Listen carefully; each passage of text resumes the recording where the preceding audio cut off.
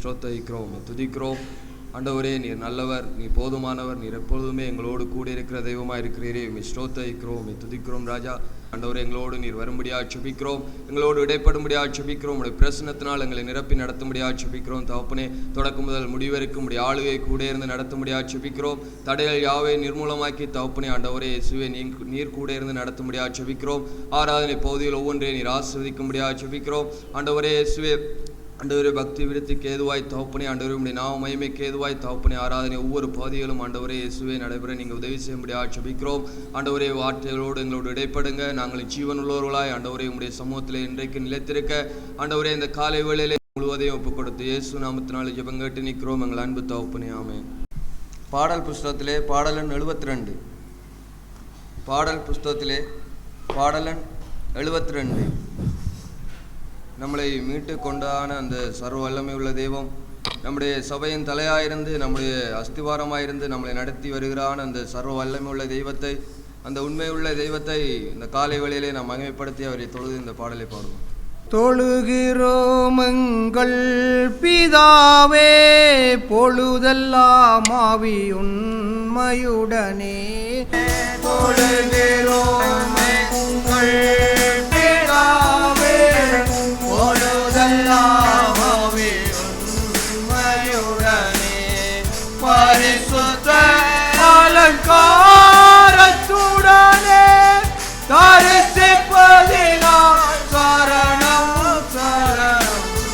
தொழுகிறோம் எங்கள் பிதாவே, பொழுதெல்லாம் ஆவி உண்மையுடனே. உண்மையும் சேவகமானவர், உண்மையே உருவாய் கொண்டவர். உண்மையும் சேவகமானவர், உண்மையே உருவாய் கொண்டவர். கொண்டவர் உன்னவாரிதோ சரணம் சரணம். தொழுகிறோம் எங்கள் பிதாவே, பொழுதெல்லாம் ஆவி உண்மையுடனே. சிரசே நமஸ்காரம் எங்கள் அரசே, சமஸ்த சபையின் சிரசே நமஸ்காரம் எங்கள் அரசே. பிரதானயம் மூலை கொல்லே ஏராளமாய் சரணம் சரணம். தொழுகிறோம் எங்கள் பிதாவே, பொழுதெல்லாம் ஆவி உண்மையுடனே. அடியார்களே அஸ்திவாரம், அறிவு கேட்டாத விஸ்தாரம். அடியார்களின் அஸ்திவாரம், அறிவு கேட்டாத விஸ்தாரம். கூடி வந்த அலங்காரம், கோட கோடியம் சரணம் சரணம். தொழுகிறோம் எங்கள் பிதாவே, பொழுதெல்லாம் ஆவி உண்மையுடனே. பார்த்திபனே கன ஸ்தோத்திரம், கீர்த்தனம் மங்கள ஸ்தோத்திரம். பார்த்திபனே கன ஸ்தோத்திரம், கீர்த்தனம் மங்கள ஸ்தோத்திரம். வாழ்க வாழ்க வாழ்க வந்து அல்லேலூயா ஆமென்.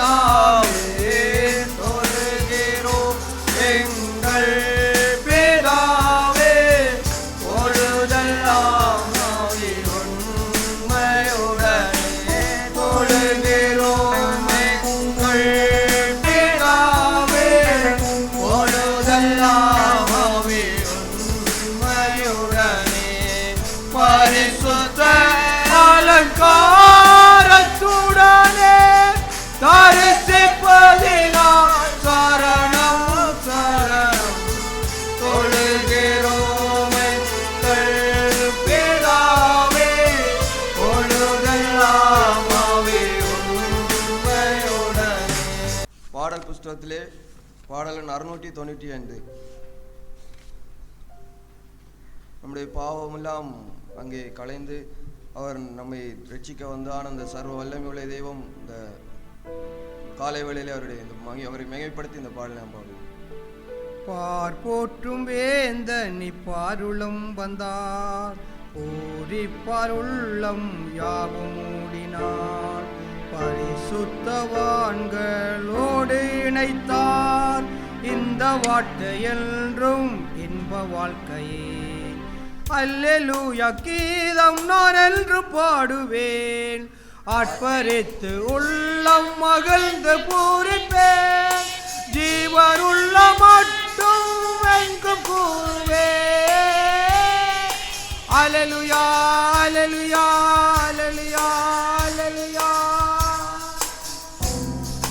பாவமோகம் யாவும் கலைந்து சென்றதே, பரிசுத்த ஜுவாலை கவர்ந்து கொண்டதே, உடல் பொருளாவே ஆன்மாயாவுமே இயேசுவின் சிலுவை நீரினிலே. அல்லேலூயாவும் கலைந்து சென்றதே, பரிசுத்த ஜுவாலை கவர்ந்து கொண்டதே, உடல் பொருளாவே ஆன்மாயாவுமே இயேசுவின் சிலுவை மீதினிலே. அல்லேலூயா கீதம் நான் என்று பாடுவேன், ஆட்பரித்து உள்ளம் மகிழ்ந்து பூரிப்பேன், ஜீவன் உள்ள மட்டும் என்று கூறுவேன். அல்லேலூயா அல்லேலூயா அல்லேலூயா அல்லேலூயா. தாய்மையுள்ளம் கொண்டு பின் செல்வேன் ஞானே, கந்தரல்லவோ என் நற்செயலெல்லாம், உள்ளத்தில் கிறிஸ்து வந்து தங்கவே வல்ல தேவன் காட்டும் சுத்த கிருபையே. தாழ்மையுள்ளம் கொண்டு பின் செல்வேன் ஞானே, கந்தரல்லவோ என் நற்செயலெல்லாம், உள்ளத்தில் கிறிஸ்து வந்து தங்கவே வல்ல தேவன் காட்டும் சுத்த கிருபையே. அல்லேலூயா கீதம் நான் என்று பாடுவேன், ஆட்பரித்து உள்ளம் மகிழ்ந்து பூரிப்பேன், ஜீவன் உள்ள மட்டும் என்று கூறுவேன். அல்லேலூயா அல்லேலூயா அல்லேலூயா அல்லேலூயா. நாள்தோறும் நாதன் வழியை ஆசிப்பேன், விட்டு வந்த பாவ கிழங்கு கேட்டல்லேன், என் முன்னே அநேக சுத்த செல்கிறார், இந்த பாதை எந்தன் ஜீவ பாதையே. நாள்தோறும் நாதன் வழியை ஆசிப்பேன், விட்டு வந்த பாவ கிழங்கு கேட்டல்லேன், என் முன்னே அநேக சுத்த செல்கிறார், இன்ப பாதை எந்தன் ஜீவ பாதையே. அல்லேலூயா கீதம் நான் என்று பாடுவேன், ஆட்பரித்து உள்ளம் மகிழ்ந்து பூரிப்பேன், ஜீவன் உள்ள மட்டும் எங்கும் கூறுவேன். அல்லேலூயா அல்லேலூயா அல்லேலூயா அல்லேலூயா. கர்த்தருடைய நாமம் மகிமைப்படுவதாக. ஆதியாகமத்தின் புஸ்தகம்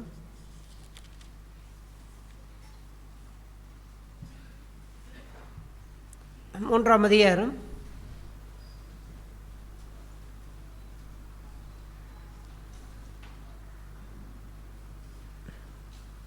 3வது வசனத்திலிருந்து வாசிப்போம். ஆனாலும் தோட்டத்தின் நடுவில் இருக்கிற விருட்சத்தின் கனியை குறித்து தேவன் நீங்கள் சாகாதபடிக்கு அதை புசிக்கவும் அதை தொடவும் வேண்டாம் என்று சொன்னார் என்றாள். அப்பொழுது சர்ப்பம் ஸ்திரியை நோக்கி, நீங்கள் சாகவே சாவதில்லை, நீங்கள் இதை புசிக்கும் நாளிலே உங்கள் கண்கள் திறக்கப்படும் என்றும் நீங்கள் நன்மை தீமை அறிந்து தேவர்களைப் போல் இருப்பீர்கள் என்றும் தேவன் அறிவார் என்றது. போதும். இங்கே நாம் வாசித்ததைப் போல பிசாசானவன் அவளிடத்திலே வந்து அவன் இந்த தேவன் புசிக்கக்கூடாதென்று சொன்ன அந்த கனியை குறித்து அவன் பேசும் பொழுது அவன் முதலாவது அவன் சொன்ன காரியமெல்லாம் இதை நீங்கள் புசிக்க நாளிலே அவர்களுக்கு நடக்கக்கூடிய முதலாவது பகுதியை அவன் சொல்லும் பொழுது இதை நீங்கள் புசிக்கும் நாளிலே உங்கள் கண்கள் என்ன செய்யப்படும்? என்ன செய்யப்படும்? திறக்கப்படும். கண்கள் திறக்கப்படும். அப்படி என்றால் அவன் என்ன எந்த கண் அவர்கள் பொழுதெல்லாம் கண் தேவன் அவர்களை படைக்கும் பொழுது கண் திறக்கப்படாமல் அவர்கள் இருந்தார்களா? இல்லாவிட்டால் அவர்கள் பார்க்கக்கூடியவர்களாக இருந்தார்களா? அவர்கள் பார்க்கக்கூடியவர்களாக இருந்தார்கள். ஆனால் இவன் சொல்லுகின்றான், உன்னுடைய கண்கள் திறக்கப்படும் என்று அவன் அந்த முதலாவதே அவன் கண்ணைத்தான் சொல்லுகின்றான். அப்படி என்றால் அந்த வாழ்க்கையிலே அங்கே என்ன இருந்ததென்றால் அவன் எந்த கண்ணை அவன் திறக்க வேண்டும் என்று விரும்பினான் என்றால் அவர்கள் இதுவரைக்கும் அவருடைய கண்கள் இதுவரைக்கும் திறக்கப்பட்டிருந்தது. ஆனால் அந்த கண்ணாலே அவர்கள் யாரை பார்த்தார்கள் என்றால் தேவனை பார்த்தார்கள், தேவனுடைய கற்பனைகளை பார்த்தார்கள், தேவனுடைய சந்நிதியிலே வாழ்கின்ற வாழ்வை பார்த்தார்கள், அவரோடு உலாவுகின்ற அவரோடு ஒன்றித்து வாழுகின்ற அவருடைய ஐக்கியத்தை பார்த்தார்கள், அவரை எப்போதும் தரிசிக்கின்ற வாழ்வை பார்த்தார்கள், அவருடைய சமூகத்திலே எப்போதும் வாழ்கின்ற அந்த வாழ்விலே அவர்கள் இசைந்திருந்தார்கள். அதைத்தான் அவளுடைய கண்கள் எப்போதுமே ஆதாம் ஏவாளுடைய கண்கள் தோட்டத்திலே தேவனை அப்படித்தான் அவர்கள் பார்த்தார்கள். ஆனால் பிசாசு சொன்னான், இதை புசிக்கும் நாளிலே உங்களுடைய கண்கள் திறக்கப்படும் என்று சொல்லி அவன் முதலாவது காரியமே அதைத்தான் முதலாவதாய் சொல்லுகின்றான். அதற்கு பிற்பாடு தான் அடுத்தடுத்த காரியங்களை சொல்லுகின்றான். எப்போதுமே பிசாசு இந்த நம்முடைய வாழ்விலே அவன் நம்மிடத்தில் எதிர்பார்க்கின்ற காரியம் இல்லை. ஒரு விசுவாசியினுடைய வாழ்விலே அது தேவனாலே படைக்கப்பட்ட மனிதனிடத்திலே தான் போய் அவன் அவ்வாறு பேசுகின்றான். விசுவாசிகளுடைய வாழ்விலே அவன் முதலாவது அவன் எதை செய்ய விரும்புகின்றான் என்றால் அவருடைய கண்ணை திறக்க விரும்புகின்றான். ஏனென்றால் அவர்கள் தங்களுடைய விசுவாச வாழ்விலே அவர்கள் யாரைத்தான் நோக்கி பார்க்கின்றார்கள் என்றால் இயேசுவை நோக்கி பார்க்குது நாம் ஓட வேண்டும் என்று அழைக்கப்பட்டிருக்கின்றோம். கிறிஸ்தவ வாழ்வை, பரத்துக்குரிய வாழ்வை, தேவனுக்குரிய காரியங்களை, அவரை மகிமைப்படுத்துகின்ற வாழ்வை, பரிசுத்தத்துக்குரிய வாழ்வை, அதைத்தான் நாம் தேவனாலே பிறக்கப்பட்டு நாம் தேவனாலே நாம் பிறப்பிக்கப்பட்டு மறுபடியும் பிறந்து அவருடைய பிள்ளைகளாய் நாம் மாறி வருகின்ற அந்த வாழ்விலே அந்த பரத்துக்குரிய வாழ்வையே நாங்கள் நோக்கி பார்த்து ஓடும்படிக்கு நம்முடைய கண்களை தேவன் திறந்திருக்கின்றார். ஆனால் சாத்தான் என்ன செய்ய விரும்புகிறான் என்றால் அந்த கண்ணெல்லாம் அந்த கண்ணை மறைத்து தான் அவன் ஒரு கண்ணை ஒரு பார்வையை கொடுக்க விரும்புகின்றான். அந்த பார்வை எதுவென்றால் நாம் பார்க்கின்றோம், அவன் அவ்வாறு பேசின பிற்பாடு அந்த பழத்தின் கனியை அவர்கள் புசித்தார்கள். 7ஆம் வசனத்தை வாசிப்போம். அப்பொழுது அவர்கள் இருவருடைய கண்களும் திறக்கப்பட்டது. அவர்களுக்கு முதலாவது நடந்த சம்பவமே, அவன் முதலாவது பேசின காரியம் உன் கண்கள் திறக்கப்படும் என்று அதைத்தான் அவன் முதலாவது சொன்னான். அதே போல அவர்கள் புசித்தார்கள். அவர்களுக்கு முதலாவது நடந்த சம்பவமே அவருடைய கண்கள் திறக்கப்பட்டது. அவ்வாறு அவருடைய கண்கள் திறக்கப்பட்டவுடன் அவர்கள் எதை பார்த்தார்கள்? தங்களை பார்த்தார்கள். கண்கள், இந்த பிசாசு சொன்ன இந்த கண்கள் திறக்கப்படுவதற்கு முன்பாக அவர்கள் யாரை பார்த்தார்கள்? தேவனை பார்த்தார்கள். ஆனால் தேவனுடைய வார்த்தைகளுக்கு ஒரு மனுஷன் அப்படியே கீழ்ப்படியாமல் அவனை போக வைக்கின்ற அந்த வாழ்வெல்லாம் பிசாசுக்கு கிடைக்கின்ற வெற்றியோ இல்லாவிட்டால் அவன் எதைத்தான் அவன் எதிர்பார்க்கின்றான் என்றால், ஒரு மனுஷன் ஒரு விசுவாசியினுடைய வாழ்விலே அவனுடைய பார்வையை திருப்ப வேண்டும். அதாவது பார்வையை திருப்ப வேண்டும் என்பதை விட அவனுடைய பார்வையை கெடுக்க வேண்டும். இந்த கண் பார்வை கெட்டு போய்விட்டால் இந்த பூமியிலே நாம் நடமாட முடியும், ஆனால் ஒரு கண் தெரிந்த மனிதனைப் போல இந்த பூமியிலே நம்மால் வாழ முடியாது, நம்மால் செயல்பட முடியாது. அதே போல தான் அவர்கள் இதுவரைக்கும் தேவனை பார்த்தார்கள், அவரோடு ஒன்றித்தார்கள், அவருடைய ஐக்கியத்திலே இருந்தார்கள், ஏதேன் தோட்டத்தில் அவரோடு உலாவினார்கள், அவருடைய கற்பனைகளை கவனமாக அதை பார்த்து கொண்டிருந்தார்கள். ஆனால் அதை புசித்தவுடனே அவருடைய கண்கள் திறக்கப்பட்டவுடனே தங்களை பார்க்க ஆரம்பித்து விட்டார்கள், தங்களுடைய சுய வாழ்வை பார்க்க ஆரம்பித்து விட்டார்கள். இதுதான் பிசாசு ஒவ்வொரு விசுவாசனுடைய வாழ்விலும் அதை செய்ய விரும்புகின்றான். இவன் தேவனை பார்ப்பதை விட இவன் தன்னை பார்க்க வேண்டும், இவன் தனக்குரிய வாழ்வை பார்க்க வேண்டும், தனக்குரிய சுயமான வாழ்வை நோக்கி கொண்டு இவன் போக வேண்டும். இவ்வாறான அந்த வாழ்வு அவன் தன்னை பார்க்க ஆரம்பித்தால் என்ன நடக்கும்? ஒருவன் தேவனை நோக்கி பார்க்கின்ற பார்வையை அவன் விட்டு அவன் தன்னை தான் பார்க்க ஆரம்பித்து விட்டால் அது அங்கே அவனுடைய வாழ்க்கையிலே நிரந்தரமாகவே அவனை தானாகவே அவன் என்ன செய்து விடுவான்? தேவனையே நோக்கி பார்த்து கொண்டிருக்கின்ற ஒரு மனுஷன் தன்னை பார்க்க ஆரம்பித்து விட்டால் அவன் தானாகவே என்ன செய்து விடுவான்? தேவனை விட்டு அவன் தானாகவே விலகி போய் விடுவான். அந்த பனியை சாப்பிட்டவுடன் தேவன் அவர்களை துரத்தவில்லை, அவர்கள் தாங்களாகவே என்ன செய்தார்கள்? அவருடைய சந்நிதிக்கு விலகி ஓடி தோட்டத்துக்குள்ளே ஒளித்து கொண்டார்கள். தாங்களாகவே தேவனை விட்டு விலகினார்கள், தேவனை விட்டு தாங்களாகவே தேவனுக்கு தங்களை மறைத்தார்கள். இது எப்படி நடக்கின்றது? அதுதான் அந்த கண். இந்த கண்ணை குறித்து ஆண்டவர் சொல்லும் பொழுது, இயேசு கிறிஸ்து அவர் பேசும் பொழுது மத்தேயு எழுதின சுவிசேஷத்திலே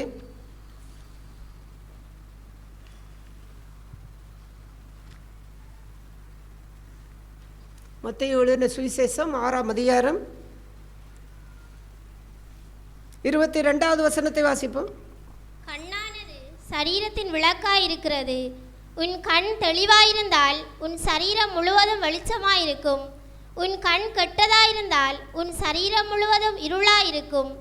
இப்படி உன்னிலுள்ள வெளிச்சம் இருளாயிருந்தால் அவ்விருள் எவ்வளவு அதிகமாயிருக்கும். அங்கே ஆண்டவர் அதை அந்த கண்ணுடைய மேன்மையை குறித்து அவர் பேசும் பொழுது அதைத்தான் அவர் வைத்து பேசுகின்றார். கண்ணானது சரீரத்தின் விளக்கு. இந்த கண்ணே இந்த சரீரத்திற்கு விளக்காக இருக்கிறது.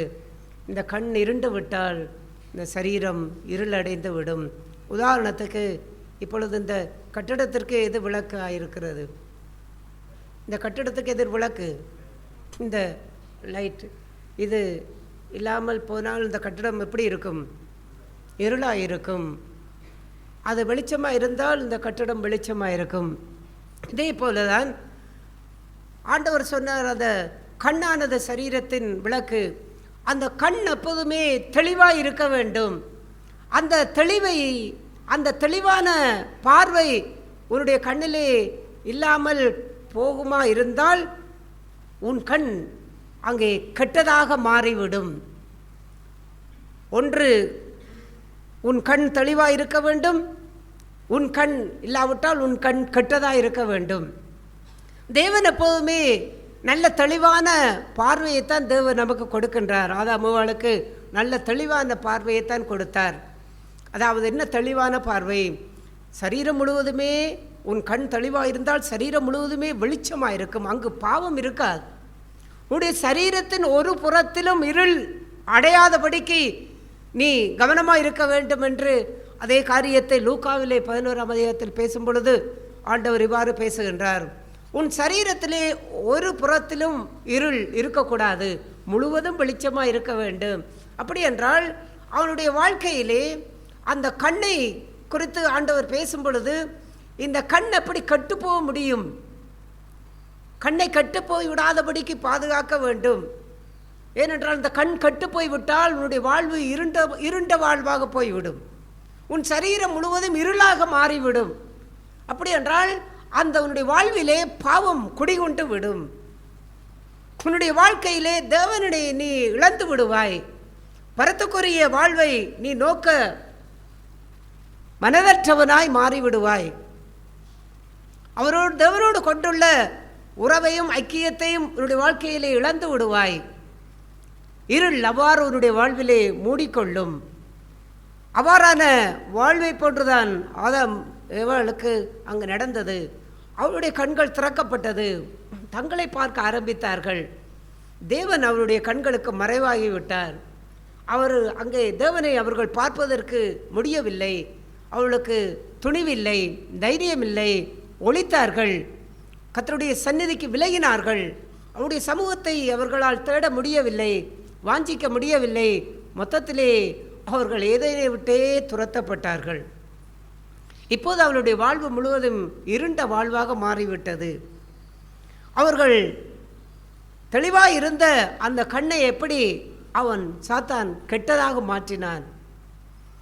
அதை அன்றைக்கு அவன் ஆதாம் ஏவாளுக்கு அன்றைக்கு அதை எதை வைத்துத்தான் அவன் செய்தான், இந்த மாம்ச பிரகாரமான இந்த பூமிக்குரிய பிரகாரமான ஒரு உணவை வைத்துத்தான் அவன் செய்தான், ஒரு கனியை வைத்துத்தான் அவன் செய்தான். எண்ணத்தை புசிப்போம், எண்ணத்தை உடுப்போம், எண்ணத்தை குடிப்போம் என்று நீங்கள் கவலைப்படாதிருங்கள் என்று ஆண்டவர் சொல்லுவதைப் போல இந்த பூமிக்குரிய இந்த வாழ்வை குறித்தான ஒரு காரியத்தை வைத்துக்கொண்டே பிசாசு அவருடைய கண்ணை கெட்டதாக மாற்றிவிட்டான். தெளிவாக இருந்த அந்த பார்வையை மறைத்து விட்டான். இப்போது தேவனை அவர்களால் பார்க்க முடியவில்லை. ஆகையாலே அவர்கள் தேவ சந்நிதியை விட்டு விலகி போனார்கள். இந்த வாழ்வை போன்றுதான் ஆண்டவர் இயேசு அதை பேசும் பொழுதுதான் இந்த சரீரத்திற்கு விளக்காயிருக்கிற இந்த கண் என்றால் இந்த பொதுவாக இந்த மாம்ச பிரகாரமாக இருக்கின்ற இந்த கண் அல்ல. எத்தனையோ பேர் இந்த கண்ணை இழந்தும் கர்த்தரை அவர்கள் வைராக்கியமாய் சேவித்து அவர்கள் பரிசுத்தவான்களாய் மரித்திருக்கின்றார்கள். அந்த கண் இது பொதுவாக இது எல்லோருக்கும் உடைய கண். இங்கே ஆண்டவர் குறிப்பிடுகிற கண்ணெல்லாம் அந்த தேவனை காணும்படிக்கு, பரத்துக்குரிய வாழ்வை நோக்கும்படிக்கு இருக்கக்கூடிய பார்வை. அது நம்முடைய அந்த மாம்சத்தின் கண் அல்ல, ஆவிக்குரிய கண், தேவனாலே நமக்கு கொடுக்கப்பட்ட பார்வை. ஆதாம் ஏவாளுக்கு அந்த பார்வையை கர்த்தர் கொடுத்தார். ஆனால் சாத்தானும் ஒரு பார்வையை கொடுத்தான், சாத்தானும் ஒரு பார்வையை கொடுக்கின்றான். என்ன பார்வை? சாத்தான் கொடுக்கின்ற பார்வை எல்லாம் அவன் பாவத்தை, தன்னை, உலகத்தை, தனக்குரிய வாழ்வை அங்கே நோக்கி கொண்டு போகின்ற, பாவத்தை நோக்கி கொண்டு போகின்ற அந்த பார்வையை அவன் அங்கே கொடுக்கின்றான். ஆனால் தெய்வம் கொடுக்கின்ற பார்வை தேவனுக்குரிய வாழ்வை அவன் நோக்கி ஓடும்படியான வாழ்வு. ஆகையால் அந்த அந்த பார்வையை அவன் கெட்டுப்போக வைத்து விட்டால், அந்த பார்வை எப்போதுமே தெளிவாக இருந்தால் நம்முடைய சரீரம் முழுவதும் வெளிச்சமாக இருக்கும், நம்முடைய வாழ்வு முழுவதும் வெளிச்சமாக இருக்கும். ஒரு தவறு கூட நாம் ஒருவேளை அறிந்தோ அறியாமல் ஒரு தவறை நாம் செய்துவிட்டால் உடனே அதை என்ன செய்யும், அந்த நம்முடைய சரீரத்திலே ஒரு புறத்திலே கூட அது இருளாய் போகின்றதை காணும் பொழுது அவன் உடனே தன்னை சரிப்படுத்தி சீர்படுத்தி தேவனுடைய அந்த சரீரம் முழுவதும் வெளிச்சமாக இருக்கின்ற அந்த வாழ்வுக்குள்ளே அவன் வந்து விடுவான். அவன் இருளை தனக்குள்ளே வைத்துக்கொண்டு இருக்க மாட்டான், பாவத்தை தனக்குள்ளே வைத்துக்கொண்டு இருக்க மாட்டான். ஏனென்றால் அவனுடைய கண்கள் நல்ல தெளிவாக இருக்கின்றது. அவன் தேவனை பார்க்கின்றான். தேவனை பார்க்கும் பொழுது அவன் தேவனுடைய வார்த்தைகளை நோக்குகின்றான். அந்த வார்த்தைகளை நோக்கும் பொழுது இப்பொழுது தான் தனக்குள்ளே இருள் வந்து விட்டதா, தனக்குள்ளே ஒரு கசப்பு வந்து விட்டதா, தனக்குள்ளே ஒரு இச்சை வந்து விட்டதா, தனக்குள்ளே ஒரு பணாசை வந்து விட்டதா, தனக்குள்ளே ஒரு முறுமுறுப்பு வந்து விட்டதா என்ன எல்லாவற்றையும் அவன் இனங்காண முடிகின்றது. ஏனென்றால் அவனுடைய கண்கள் தெளிவாக இருக்கின்றது. தேவனை தெளிவாக பார்க்கின்றான். இந்த தேவனை தெளிவாக பார்க்கக்கூடிய அந்த வாழ்வை எப்படி பிசாசானவன் அந்த பார்வையை கெட்டுப்போக பண்ணுகின்றான். அந்த காரியத்தை அங்கே பேசும் பொழுது அதற்கு மேலே ஒரு காரியத்தை பேசுகின்றார்.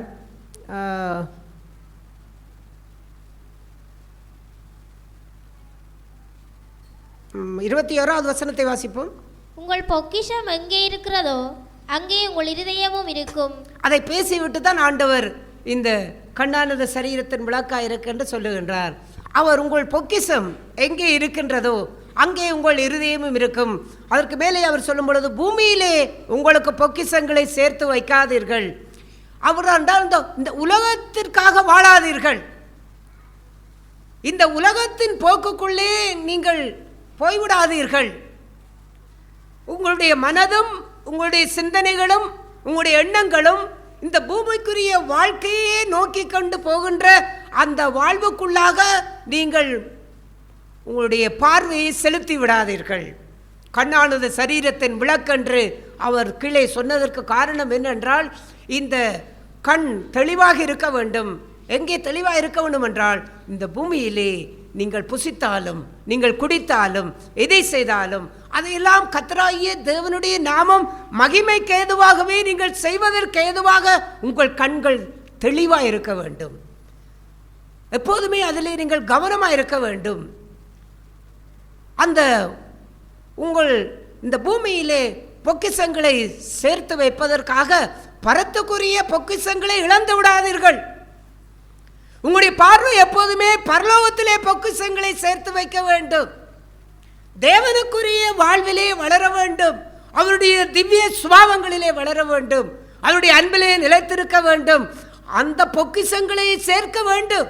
அதை நீங்கள் சோதிக்கப்படும் போது, பண விஷயங்களிலே சோதிக்கப்படும் போது, பொருள் விஷயங்களிலே சோதிக்கப்படும் போது, கொடுக்கல் வாங்கல் விஷயங்களிலே சோதிக்கப்படும் பொழுது, புசிப்பதும் குடிப்பதும் வாங்குவதும் விற்பதும் கட்டுவதும் நட்டுவதுமை போன்று, பெண் கொடுப்பதும் பெண் வாங்குவதை பெண் கொடுப்பதும் பெண் எடுப்பதும் போன்று வரக்கூடிய வாழ்க்கையின் உலகத்திலே செயல்படக்கூடிய எல்லா வாழ்க்கைகளிலும் கடைசி நாட்கள் நோவாவின் நாட்களை லோத்தினுடைய நாட்களைப் போல் இருக்கும் என்று ஆண்டவர் எச்சரித்தார்.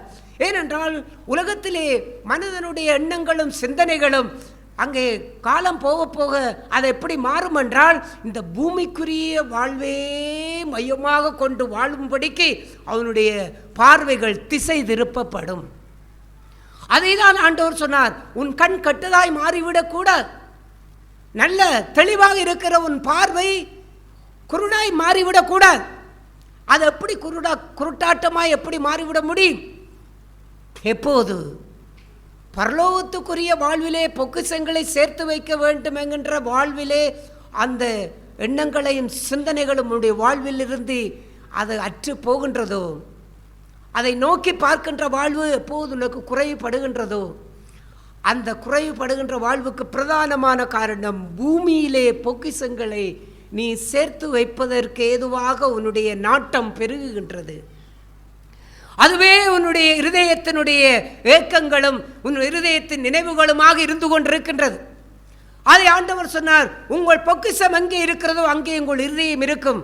இப்போது உங்கள் இருதயம் எங்கே இருக்க முடியும்? தேவனிடத்தில் இருக்க முடியும். ஏனென்றால் நீங்கள் தேவனுடைய சமூகத்தில் இருக்கின்றீர்கள்.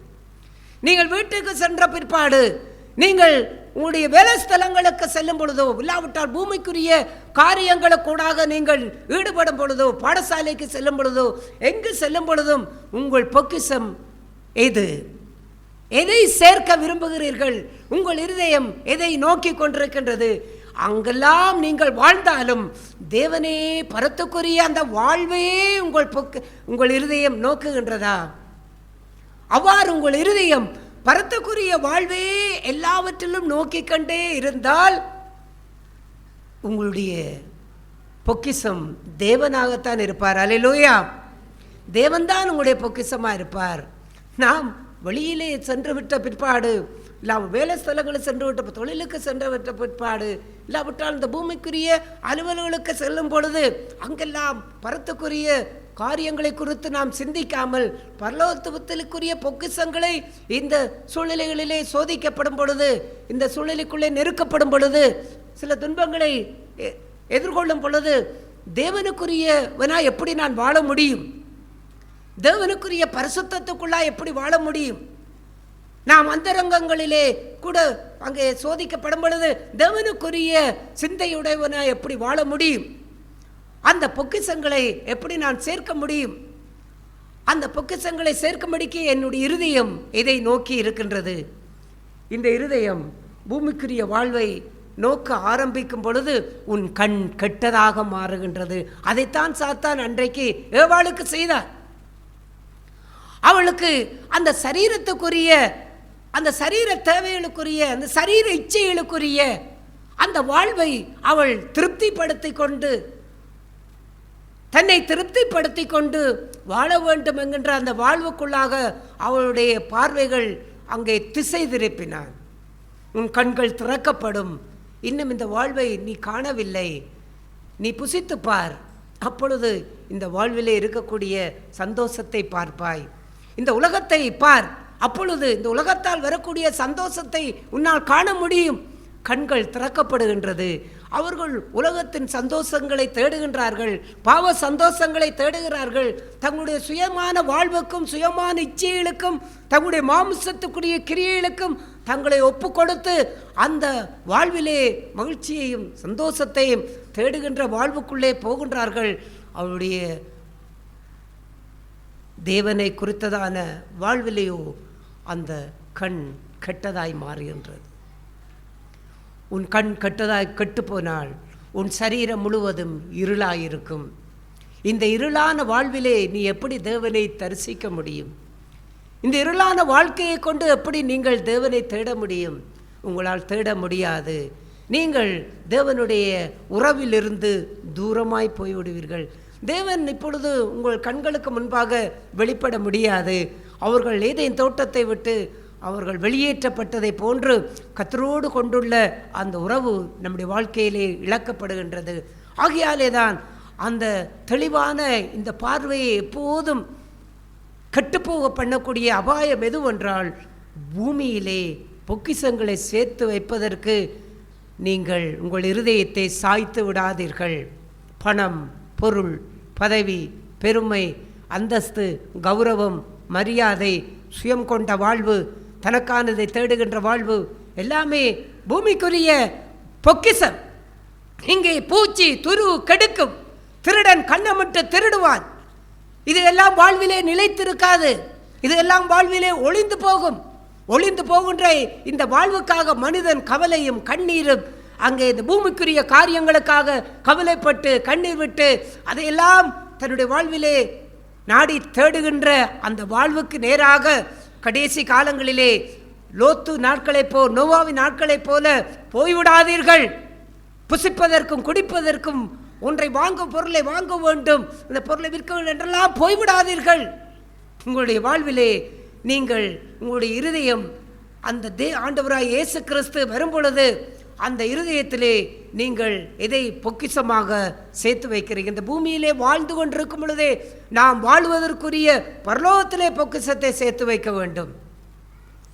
அந்த ஒரு வருடம் நான் இந்தியாவுக்கு சென்றிருக்கும் பொழுது அந்த கொடைக்கானல் என்ற இடத்திலே பெரிய பெரிய பங்களாக்களை அந்த மலையின் அந்த உச்சியிலே பெரிய பெரிய பங்களாக்களை கட்டி விட்டிருப்பார்கள்.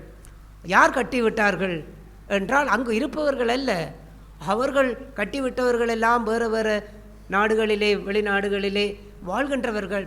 அவர்கள் அதெல்லாம் கட்டிவிட்டு அவர்கள் தாங்கள் சுற்றுலா என்று அந்த இடத்திற்கு வரும் பொழுது அந்த தங்களுடைய வீட்டிலே அவர்கள் தாங்கள் தங்கி அந்த காலத்தை சந்தோஷமாய் கழிப்பதற்காக அவர்கள் அங்கே கட்டிவிட்டு போய் விடுவார்கள்.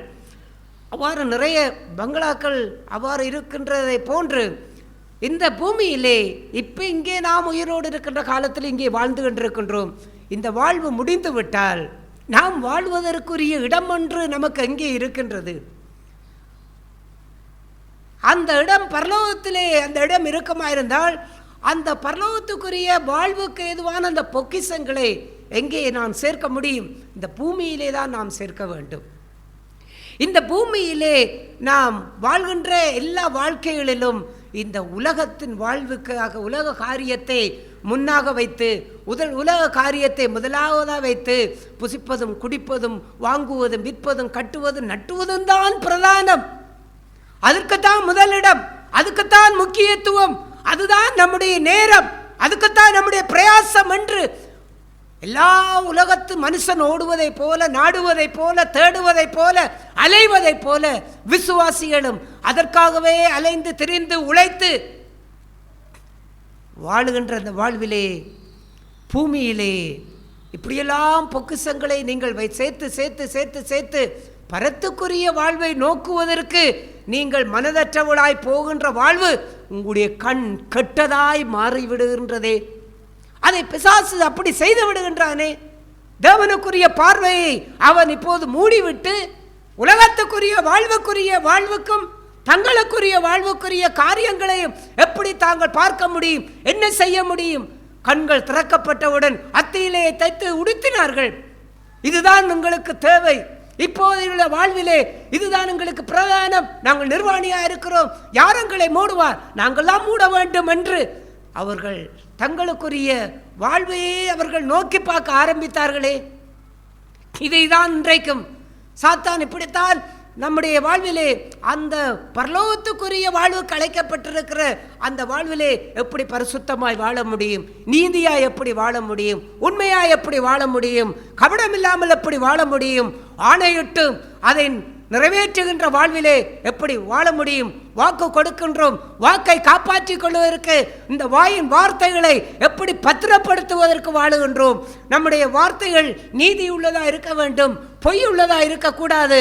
அப்படிப்பட்ட வாழ்வில் எல்லாம் நாம் பட விஷயமா இருக்கலாம், பொருள் விஷயமா இருக்கலாம், பாலியத்துக்குரிய இச்சைக்குரிய காரியங்களாக இருக்கலாம், இன்னும் இந்த பூமிக்குரிய எந்த நடவடிக்கையில் செயல்படக்கூடிய எந்த வாழ்க்கையாக இருக்கலாம். 1000 பொய்யை சொல்லி ஒரு கல்யாணத்தை செய்ய வேண்டும் என்று உலகத்திலே சொல்லுவார்கள். ஆனால் ஒரு கிறிஸ்தவன், ஒரு விசுவாசி அப்படியெல்லாம் ஒரு பொய்யை சொல்லி எப்படியாவது திருமணத்தை செய்துவிட வேண்டும் என்றால் அவனுடைய கண்கள் பரத்தை நோக்குமா? அவனுடைய கண் கட்டுதாய் இருக்கின்றது. ஆகையால் தான் சொல்லுவது என்ன, தான் பேசுவது என்ன, தான் எதை மறைக்கின்றேன், தான் யாருக்கு எதை மறைக்கின்றேன், அப்படியெல்லாம் ஒளிவு மறைவின்றி வாழக்கூடிய அந்த வாழ்வில் யாருக்கு இருக்க முடியும்? உன் கண் தெளிவாயிருந்தால். எல்லோரும் உலகத்திலே வாழும் பொழுது எல்லோரும் அவ்வாறு வாழுகிறார்கள், இவ்வாறு வாழுகிறார்கள். பிள்ளைகள் பெற்றோரிடத்தில் சொல்லுவார்கள், அவர்கள் அப்படி உடுத்துகிறார்கள், இவர்கள் இப்படி உடுத்துகிறார்கள், அவர்கள் அங்கு போகின்றார்கள், இங்கு போகின்றார்கள், அவர்கள் இப்படியெல்லாம் தங்களுடைய ஃப்ரெண்ட்ஸுகளோடு அங்கெல்லாம் அவர்கள் என்ஜாய் பண்ணுகின்றார்கள், மகிழ்ச்சியாக இருக்கின்றார்கள். எங்களை மட்டும் ஏன் இப்படி வைத்திருக்கிறீர்கள், எங்களுக்கெல்லாம் ஏன் இப்படி கட்டுப்பாடு போடுகிறீர்கள்? இவ்வாறு அந்த பிள்ளைகள் வந்து கேட்பதை போல, அது பிள்ளைகள், அது சிறு பிள்ளைகள், அது அவர்களுடைய வாழ்விலே அவர்கள் இன்னும் தங்களுடைய வாழ்வை நிதானிக்க தெரியாத வயதுக்குள்ளே போகின்ற அவர்கள் அவ்வாறு வந்து கேட்கலாம். ஆனால் விசுவாசிகள் அவர் மற்றவர்களெல்லாம் பார்த்து உலகத்திலே இவர்கள் இப்படி இருக்கின்றார்கள், அவர்கள் அப்படி இருக்கின்றார்கள், நாமும் இப்படி இருந்துதான் இவர்களைப் போல மாற முடியும் என்று அப்படியெல்லாம் பூமியை நோக்கி பார்க்கின்ற, உலக வாழ்க்கையை நோக்கி பார்க்கின்ற, இல்லாவிட்டால் தங்களே தாங்கள் நோக்கி பார்க்கின்ற வாழ்வு. தங்களுடைய கண்கள் திறக்கப்படும் பொழுது தனக்கு என்ன தேவை, தன்னுடைய குடும்பத்துக்கு என்ன தேவை, தன்னுடைய எதிர்காலத்துக்கு என்ன தேவை, தன்னுடைய வாழ்க்கையை எப்படி கட்டி எழுப்ப முடியும், இப்போது தனக்கு எதெல்லாம் நிர்வாணமாக இருக்கின்றது, இதையெல்லாம் தான் மூடுவதற்கு என்ன செய்ய முடியும், தன்னுடைய கஷ்டங்கள் தீர என்ன செய்ய முடியும், தன்னுடைய நஷ்டங்கள் தீர என்ன செய்ய முடியும், தனக்கு ஒரு அநியாயம் நடந்து விட்டது, இந்த அநியாயத்தை போக்குவதற்கு தான் என்ன செய்ய முடியும், ஒரு தீமை செய்து விட்டால் இதற்கு தான் என்ன செய்ய முடியும் என்று அவனுடைய நிர்வாணத்தை மூடுவதற்கே எப்போதும் இந்த கண்கள் அவனே பார்க்கின்றதே. தான் என்ன செய்ய முடியும், தான் என்ன செய்ய முடியும், இதையெல்லாம் உலகத்தான் செய்வதைப் போலவே ஒரு விசுவாசியும் செய்ய ஆரம்பித்தால் அது என்ன நடக்கும்? அவன் எங்கே பொக்கிஷங்களை சேர்க்கின்றான், பூமியிலே பொக்கிஷங்களை சேர்த்து சேர்த்து சேர்த்து இங்கே அது நிலைத்திருக்குமா? எல்லாமே துருப்பிடித்து கெட்டு அழிந்து போவதைப் போல, அது கள்ளன் திருடன் கண்ணமிட்டு திருடுவதைப் போல அவன் வாழ்விலே உரிமையை திருடுவான், இல்லாவிட்டால் நாம் சேர்த்து வைத்ததை திருடுவான், இல்லாவிட்டால் நம்முடைய சுயத்தை கூட அவன் திருட விரும்புகின்றான். அதையெல்லாம் கட்டி பாதுகாக்க வேண்டும் என்றால் யார் பாதுகாக்க முடியும்? எதுவரைக்கும் பாதுகாக்க முடியும்? உயிரோடு இருக்கும் வரைக்கும்.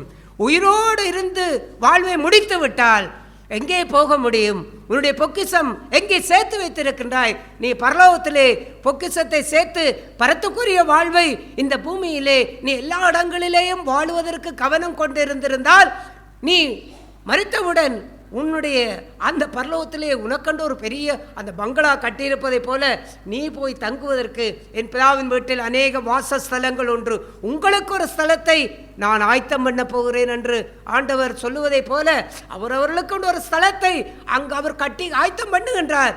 எப்போது ஆயத்தம் பண்ணுகின்றார்? பரலோகத்திலே பொக்கிஷங்களை சேர்த்து வைக்கும்படிக்கு இந்த பூமியிலே பரலோகத்தை நோக்கி பார்த்து வாழுகின்ற மனுஷன், பாடுகளை அனுபவிக்கிற மனுஷன், துன்பங்களை ஏற்றுக்கொள்கிற மனுஷன், உபத்திரவங்களை சகித்து வாழுகிற மனுஷன், தன்னை சுயத்தை இழந்து வாழுகிற மனுஷன், தன்னே வெறுத்து வாழுகிற மனுஷன், தேவனே முதலிடமாக வைத்து தேவனே கனம் பண்ணி வாழுகிற மனுஷன், கிறிஸ்துவுக்காக எல்லாவற்றையும் நஷ்டம் என்றும் குப்பை என்றும் எண்ணி வாழுகின்ற மனுஷன், இந்த உலகத்துக்கு மதிப்பு கொடுக்காதவன், பணத்துக்கு மதிப்பு கொடுக்காதவன், பொருளுக்கு மதிப்பு கொடுக்காதவன், தன்னுடைய சுயத்துக்கு மதிப்பு கொடுக்காதவன், தனக்குண்டான எதற்குமே மதிப்பு கொடுக்காதவன், தேவனை மதித்து வாழ வேண்டும், தேவனை கனம் பண்ணி வாழ வேண்டும். அவ்வாறெல்லாம் வாழ்க்கையிலே அவன் கனம் பண்ணி வாழ வேண்டும் என்றால் உன் கண் தெளிவாக இருக்க வேண்டும், தேவனை சரியாக பார்க்க வேண்டும், அவருடைய பரிசுத்தத்தை சரியாக பார்க்க வேண்டும். அந்த பார்வையிலே உன் கண் கட்டு போய் இருக்குமா இருந்தால் உன் சரீரத்திலும் ஒரு புறத்திலும் இருள் என்ன செய்யும்? உன்னை மூடிக்கொள்ள பார்க்கும்.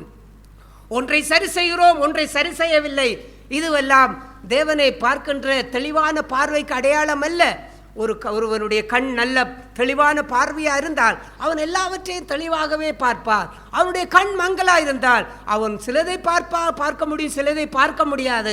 ஆவிக்குரிய ஜீவியத்திலே அவ்வாறு இருக்க முடியாது. நீ குருடனா இருக்கிறபடியினால் உன் கண்ணுக்கு கலிக்கம் போடும்படிக்கு உனக்கு நான் புத்தி சொல்லுகிறேன் என்று வெளிப்படுத்தின விசேஷத்திலே ஆண்டவர் அந்த சபைக்கு எச்சரித்ததை போல இன்றைக்கு அவ்வாறெல்லாம் குருடாக இருக்கக்கூடியவர்கள் யார்? யார் குருடன்? பரலோகத்திலே பொக்கிஷங்களை சேர்த்து வைக்கும்படிக்கு தன்னுடைய அன்றாட வாழ்க்கையிலே கவனம் கொண்டு வாழாத, விழிப்பு கொண்டு வாழாத, பரத்தை நோக்கி வாழாத எந்த விசுவாசியும் குருடன். ஏன்? அவனால் தேவனுக்கு பிரியமானதை பார்க்க முடியாது, கர்த்தருக்கு பிரியமானது எதென்று அவனால் செய்ய முடியாது. மனுஷன் உலகத்துக்கு பின்னாக ஓடிக்கொண்டே இருக்கின்றான், உலகம் அவனை துரத்தி கொண்டே இருக்கின்றது. நீ என்னை போல நீ எப்படி மாற முடியுமோ அப்படி மாறு என்று உலகம் மனிதனை பார்த்து சொல்லுகின்றது. மனிதன் உலகத்தை பார்த்து சொல்லுகிறான், உன்னை போல நான் எப்படி மாற முடியுமோ அவ்வாறு நான் மாறுவேன் என்று மனிதன் உலகத்தை பார்த்து சொல்லுகின்றான். ஆகையால் உலகமும் மனிதனும் அங்கே ஒன்றாக இசைந்து அவர்கள் உலகம் போன போக்கிலே போய்கொண்டிருக்கின்ற வாழ்வு. எங்கே ஓடுகிறாய் என்று கேட்டால் எல்லாரும் ஓடுகிறார்கள், அதான் ஓடுகிறேன். எங்கே ஓடுகிறான்றே தெரியாமல் ஓடுவதை போன்று அவன் அவ்வாறு வாழுகிறான், இவன் இவ்வாறு வாழுகிறான். அவர்களைப் போல நம்மளும் வாழுவோம் என்று போனால் அவன் எதற்காக வாழுகிறான்? அவன் உலகத்து மனுஷன், அவன் உலகத்து மனுஷன். உலக பாரங்கள், உலக கவலைகள், லௌகீகத்துக்குரிய நாட்டங்கள், தன்னுடைய சுயத்தை கொண்டு வாழுகின்ற வாழ்வுக்காக அவன் உலகத்துக்கு வாழுகின்றான். நீ யாருக்காக வாழுகின்றாய்? நீ பரலோகத்துக்குரிய மனுஷன் அல்லவா? பரலோகத்திலே பொக்கிஷங்களை சேர்த்து வைக்க வேண்டியவன் அல்லவா? இந்த பூமியிலே வாழும் பொழுதே அந்த பரலோகத்து பொக்கிஷங்களை நீ சேர்த்து வைக்கவில்லை என்றால் நீ மரித்து விட்டால் உனக்கு பரலோகத்திலே அங்கே எங்கு இடம் இருக்க முடியும்? நீ எங்கு போய் வாழ முடியும்? வாழ முடியாது. ஆண்டவர் எச்சரித்த காரியமெல்லாம் அதை அவர் கீழே சொல்லும் பொழுது 24வது வசனத்தை வாசிப்போம். 2 எஜமான்களுக்கு ஊழியம் செய்ய ஒருவனாலும் கூடாது. ஒருவனை பகைத்து மற்றவனை சிநேகிப்பான், அல்லது ஒருவனை பற்றி கொண்டு மற்றவனை அசட்டை பண்ணுவான். தேவனுக்கும் உலகப் பொருளுக்கும் ஊழியம் செய்ய உங்களால் கூடாது. இவருடைய கண்கள் எல்லாம் இப்பொழுது எதை பார்க்க ஆரம்பிக்கின்றது? என்னத்தை குடிப்போம்? அடுத்த வசனத்திலே அவர் சொல்லுகிறார், என்னத்தை குடிப்போம், என்னத்தை புசிப்போம், என்னத்தை உடுப்போம், என்று இந்த பூமிக்குரிய வாழ்வுக்கும் இந்த சரீரத்துக்குரிய வாழ்வுக்குமே முக்கியத்துவம் கொடுத்து அதே போதும் நோக்கி கொண்டு வாழுகின்ற கொடிய துயரம் நிறைந்த வாழ்வு. ஏன்? உன் கண் கெட்டு போய்விட்டது. தேவனை நோக்கி, தேவனுடைய விசுவாசத்தை நோக்கி, அவரை சார்ந்து வாழுகின்ற வாழ்வை நோக்கி, அவருக்கே முதலாவது தேவனுடைய ராஜ்யத்தை நீதியை தேடுங்கள், அவருடைய பரிசுத்தத்துக்கு முக்கியத்துவம் கொடுங்கள், உங்களுடைய ஆவிக்குரிய வாழ்க்கையை பிரதானமாய் கொண்டு வாழுங்கள், இந்த மாமிசத்தின் ஆசை செயலை வெறுத்து வாழுங்கள் என்கின்ற அந்த தெளிவான பார்வை இப்பொழுதெல்லாம் குருடாகி, இப்பொழுது பிசாசானவன் அந்த கண்ணை எல்லாம் இப்பொழுது கெட்டதாக்கிவிட்டு தான் ஒரு கண்ணை திறக்கின்றான். இப்பொழுது நீ பார்க்க வேண்டியது எது? நீ எதை சாப்பிடுவாய்? உன்னுடைய பிள்ளைகள் எதை சாப்பிடும்? நாளைக்கு எதை குடிப்பாய்? எதை உடுத்துவாய்? உன்னுடைய எதிர்காலம் எப்படி இருக்கும்? உன்னுடைய குடும்பத்தின் எதிர்காலம் எப்படி இருக்கும்? உன்னுடைய பிள்ளைகளுடைய எதிர்காலம் எப்படி இருக்கும்? உன்னுடைய வருமானம் எப்படி இருக்கும்? உன்னுடைய வாழ்க்கை எப்படி இருக்கும்? நீயும் மற்றவர்களைப் போல இருக்க வேண்டும் அல்லவா? நீயும் மற்றவர்களைப் போல வசதியாய் வாழ வேண்டும் அல்லவா என்று அவருடைய கண்ணை கெட்டதாக்கி இருளாக்கி பரலோகத்திலே பொக்கிஷங்களை சேர்ப்பதற்கு பதிலாக பூமியிலே பொக்கிஷங்களை சேர்ப்பதற்கே வாழ்வை முன்னெடுத்து செல்லும்படிக்கு இந்த பார்வை திசை திருப்பப்படுகின்றதே. அந்த சாத்தான் உன் கண்கள் திறக்கப்படும் என்று சொல்லுவதைப் போல இதுவரைக்கும் அவனுடைய கண்கள் தெய்வத்தையே நோக்கி பார்த்து, என்னதான் வாழ்க்கையிலே நடந்தாலும், என்னதான் நஷ்டங்கள் வந்தாலும், கஷ்டங்கள் வந்தாலும், துன்பங்கள் வந்தாலும், என்ன உபத்திரவங்கள் வந்தாலும், தேவன் கூட இருக்க வேண்டும், ஆண்டவருடைய சமூகம் என்னை நடத்த வேண்டும், அவருக்கு பிரியமாய் வாழ வேண்டும், பாவம் செய்யாது பரிசுத்தமாய் ஜீவிக்க வேண்டும், அவருடைய வெளிச்சத்திலே நடக்க வேண்டும், கர்த்தருக்கு பிரியமானது என்ன அதை வாழ்க்கையிலே எல்லா வாழ்விலும் நான் சோதித்து பார்த்து வாழ வேண்டும். ஆண்டவரே, இந்த கண்கள் எப்பொழுதும் எனக்கு தெளிவாக இருக்க வேண்டும் என்று தேவனிடத்திலே வருந்தி கேட்டு வாழக்கூடிய சகோதர சகோதரியர், ஆண்டவரே இந்த கண் இருள் அடைந்து விடக்கூடாது, என் கண் எப்பொழுதும் தெளிவாக இருக்க வேண்டும். இந்த மாமிசத்தின் கண் அது இருண்டு போனாலும் பரவாயில்லை, என்னுடைய ஆவிக்குரிய கண்கள் தெளிவாக இருக்க வேண்டும், நல்ல பார்வையோடு இருக்க வேண்டும். ஏனென்றால் அந்த கண் கெட்டு போய்விட்டால் கர்த்தருக்கு பிரியமானது இன்னதென்கிறதை வாழ்விலே நம்மால் சோதித்து பார்த்து வாழ முடியாது. நம்முடைய வாழ்வும் அங்கே ஆண்டவர் 2 எஜமான்களுக்கு ஊழியம் செய்வதைப் போல தேவனையும் நேசிக்க முடியாது, உலகத்தையும் நேசிக்க முடியாது. தேவனை நேசிக்கிறவன் உலகத்தை நேசிக்க முடியாது. பரலோகத்திலே பொக்கிஷங்களை சேர்க்கிறவன் பூமியிலே பொக்கிஷங்களை சேர்க்க முடியாது. பொக்கிஷங்களை சேர்ப்பதென்றால் இது நீங்கள் பணம் சம்பாதிப்பதோ, நீங்கள் வேலை செய்து வருமானத்தை தேடுவதோ, இல்லாவிட்டால் உங்கள் பூமிக்குரிய வாழ்க்கைக்கு தேவையானதை வாங்குவதோ கட்டுவதோ அதெல்லாம் செய்யக்கூடாதென்று அதையெல்லாம் ஆண்டவர் சொல்லவில்லை.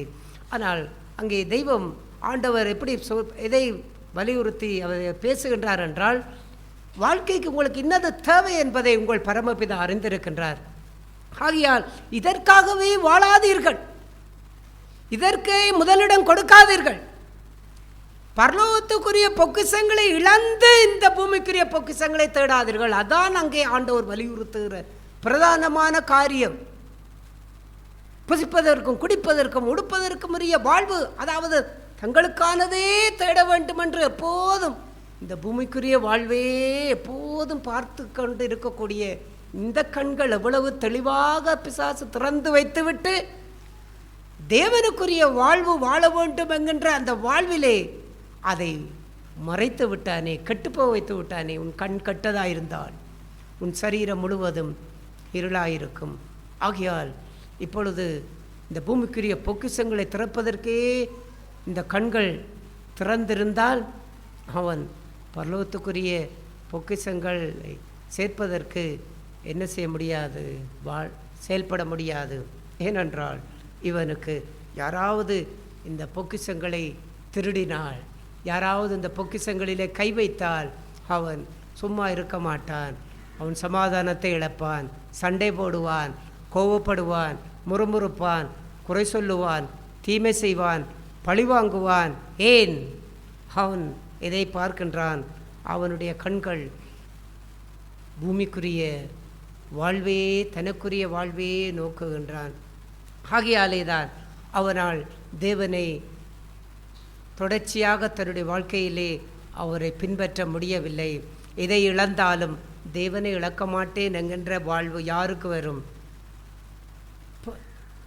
பரலோகத்திலே பொக்கிஷங்களை சேர்த்து வைப்பதற்கு பரத்துக்குரிய வாழ்வை எப்போது நோக்கி கொண்டிருக்கிற கண்கள் உடையவனுக்குத்தான் வரும். லோத்து மனைவியை நினைத்து கொள்ளுங்கள் என்று ஆண்டவர் சொன்னார். ஏன் லோத்தின் மனைவியை நினைத்து கொள்ளுங்கள் என்றார்? அங்கே சோதம் கோமுரா அழிக்கப்பட்டு கொண்டிருக்கும் பொழுது அவள் பின்னிட்டு பார்க்காமல் ஓடு, நான் சொல்லுகிற இடத்துக்கு ஓடு என்று அவர்களை இழுத்து கொண்டு வந்து வெளியே தூதன் விட்டான். ஓடினார்கள். பின்னிட்டு பார்க்காதே என்று சொன்னார். ஏன் பின்னிட்டு பார்க்காதே என்றார்? நீ தப்பும்படிக்கு, உன் ஜீவன் தப்பும்படிக்கு ஓடு. உனக்குரிய இடம் இனி இது உனக்குரிய இடம் அல்ல, உனக்குரிய இடம் நான் சொல்லுகிற இடம்தான் உனக்குரிய இடம், அங்கே ஓடு என்று சொல்லும் பொழுது அவள் பின்னிட்டு பார்த்தாள். எதை பார்த்தாள்? ஐயோ, எல்லாம் அழிகிறதே, எங்களுடைய வீடும் அழிகின்றதா, எங்களுடைய பொருள் பண்டங்களும் அழிகின்றதா, அங்கு எல்லாம் என்ன நடக்கின்றது என்பதை அவள் தன்னுடைய சொந்த ஜீவனுக்குரிய, அந்த ஜீவனத்துக்குரிய, இந்த பூமிக்குரிய வாழ்க்கைக்கு தேவையானது தன்னை விட்டு இழந்து போகின்றதே என்கின்றதை அவளாலே சகித்து கொள்ள முடியாமல் அது இருக்கிறதா இல்லையா என்று பார்ப்பதற்கு அவள் திரும்பினாள். உப்புத்தூணாய் போனாள். இது எல்லாம் ஏன் ஆண்டவர் வேதத்திலே எழுதி வைத்திருக்கிறார் என்றால், இந்த கடைசி காலத்திலே வாழக்கூடிய நமக்கும் அது எச்சரிப்பு உண்டாகும்படிக்கு. இதை திரும்பி பார்க்காதே, உலகத்தை திரும்பி பார்க்காதே, தேவனே நோக்கி பார்க்கின்றவருடைய கண்கள் தெளிவாக இருக்கட்டும். எப்போதுமே அந்த கண்கள் பின்னிட்டு பார்ப்பதற்கு, உலகத்தை பின்னிட்டு பார்க்கும்படிக்கு உன் கண்களை திறப்பதற்கு சாத்தானுக்கு இடம் கொடுத்து விடாதே. உன்னுடைய சுய வாழ்வையே நோக்கும்படிக்கு சாத்தானுக்கு இடம் கொடுத்து விடாதே.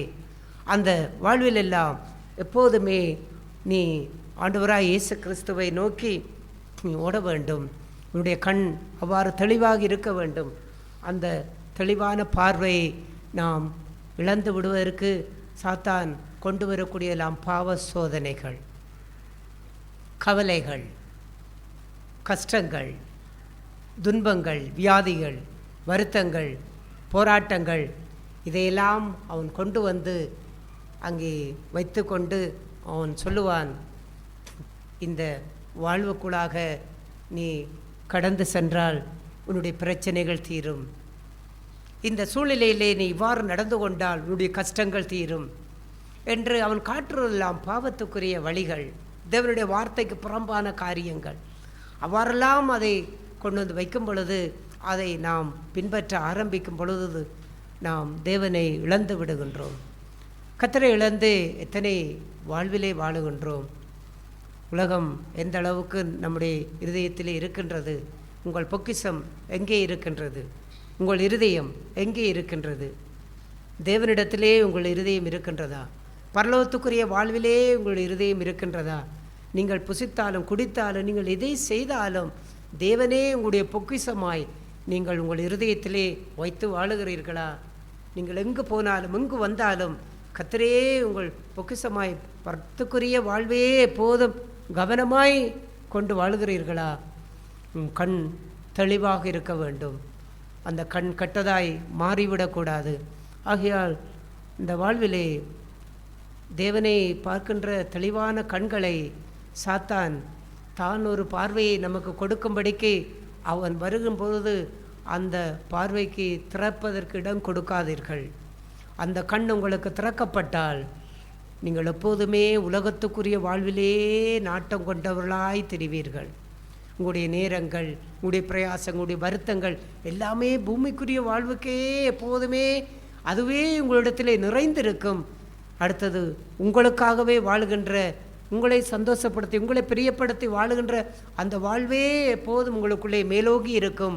அந்த கண்ணை சாத்தான் உங்களுக்கு திறப்பதற்கு விட்டுவிடாதீர்கள். அந்த பார்வையை மட்டும் அவன் உங்களுக்கு திறக்க வைத்து விட்டால் நீங்கள் ஆட்டோமேட்டிக்காகவே என்ன செய்து விடுவீர்கள்? நீங்களாகவே தேவனை விட்டு நீங்கள் தூரமாய் போய்விடுவீர்கள். உங்களுடைய வாழ்விலே தேவன் இருக்க மாட்டார். அதற்கு பிற்பாடு நீங்கள் பரலோகத்திலே பொக்கிஷங்களை சேர்க்க முடியாது, தேவனுக்குரிய வாழ்வை வாழ முடியாது. கவனம். அதை தான் ஆண்டவர் சொன்னார், கண்ணானது சரீரத்தின் விளக்கு. இந்த கண் இல்லை என்றால் வாழ்வில்லை. கண்ணை இழந்து தற்கொலையை பண்ணுகிறவர் கூட இருக்கின்றார்கள். கண் தெரியவில்லை, இனி என்ன வாழ்வு என்று தற்கொலை பண்ணுகிறவர்கள் கூட இருக்கின்றார்கள். அங்கே எங்கே போனாலும் சொல்லுவார்கள், கண் இல்லை என்றால் என்னப்பா வாழ்வு என்று சொல்லுவார்கள். ஏனென்றால் மனிதனுடைய வாழ்விலே கண் பிரதானம். அவனுடைய பார்வை இல்லை என்றால் அவனால் ஒன்றுமே செய்ய முடியாது. அவன் நடமாடும் ஒரு பிணத்தை போலதான் அவனால் ஜீவிக்க முடியும். கர்த்தர்தான் அவனுக்கு துணையாக இருக்க முடியும். ஆகையால் அது எவ்வளவு பிரதானம் என்கிறதை ஆண்டவர் வலியுறுத்தினார். அது சொல்லுகின்ற கண்ணெல்லாம் அவர் இந்த என் கண்ணினாலே நான் அவரை தரிசிப்பேன் என்று யோபு சொல்வதைப் போல கர்த்தரை தேவனை பார்க்கக்கூடிய பார்வை, தேவனுடைய ராஜ்யத்துக்குரியவைகளை தேடக்கூடிய பார்வை, அதை நோக்குங்கள். எப்போதும் அந்த பார்வை உங்களுக்கு தெளிவாக இருக்கட்டும். சபையில் எல்லாம் சிலர் ஞாயிற்றுக்கிழமை கூட சபை ஆராதனைக்கு வரமாட்டார். சிலர் வெள்ளிக்கிழமை உபவாச ஜெப கூட்டங்களுக்கும் வரமாட்டார். சிலர் புதன்கிழமை ஜெப கூட்டங்களுக்கும் வரமாட்டார்கள். சகோதரிகள் கூட்டமாக இருக்கலாம், சகோதரர்கள் கூட்டமாக இருக்கலாம், வரமாட்டார்கள். எங்கே என்று பார்த்தால் வீட்டிலே இருப்பார்கள், இல்லாவிட்டால் ஏதோ வேலை செய்து இருப்பார்கள். பொக்கிஷம் எங்கே இருக்கின்றது? உலகம். உலகம் உலகம் உங்கள் பொக்கிஷத்தை எங்கே இருக்கு? அங்கே உங்கள் இருதயம் இருக்கும். அந்த எனக்குள்ளே உலகம் இல்லை என்று நாம் சொல்லலாம். ஆனால் உலகம் இருக்கா இல்லையாங்கிறதை கண் தெளிவாக இருந்தால் அவன் கண்டுகொள்ள முடியும்.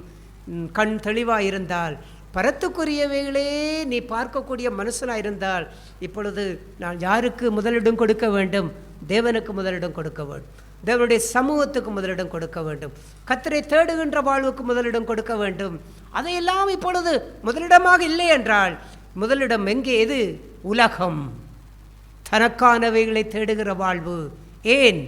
உங்கள் கண்ணை அந்த சாத்தான் ஏதோ ஒரு வழியிலே திறக்கின்றான். அங்கே அது எல்லாம் பொது பிரதானம் அல்ல.